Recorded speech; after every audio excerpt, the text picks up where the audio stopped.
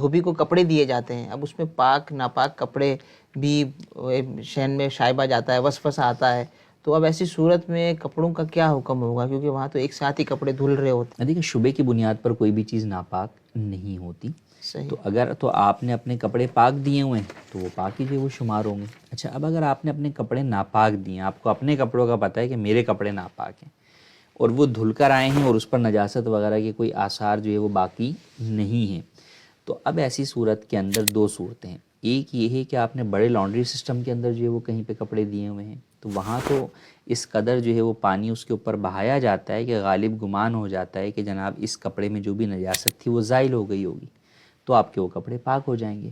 اور اگر ایسا نہیں ہے، چھوٹی جگہ کے اوپر آپ نے کسی جگہ دیا ہوا، یہ میں اس لیے کہہ رہا ہوں کہ ہمارے ہاں تو یہ اتنا رائج نہیں ہے، لیکن میں نے بیرون ملک کے اندر دیکھا کہ کئی جگہوں کے اوپر وہ کیا کرتے ہیں، چھوٹی چھوٹی انہوں نے دکان کے اندر ہی نارمل واشنگ مشین جو ہے وہ لگائی ہوئی، اور وہ آپ سے کپڑے لے کے اس واشنگ مشین میں ڈال دیتے ہیں اور نکال کر دے دیتے ہیں.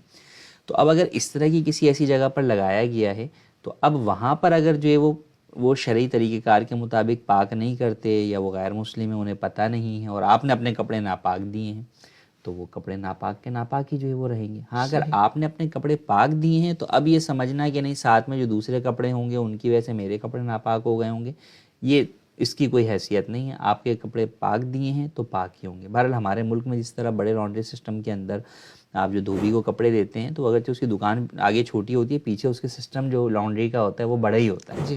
تو وہاں پہ اتنا پانی بہایا جاتا ہے کہ غالب گمان ہوتا ہے کہ وہ جناب جو نجاست تھی وہ زائل ہو گئی ہوگی. تو ایسی صحیح. صورت میں جب آپ کے کپڑوں پر جب وہ دھل کر آئے ہیں، نجاست کے کوئی آثار نہیں ہیں، تو وہ پاک ہی شمار ہوں.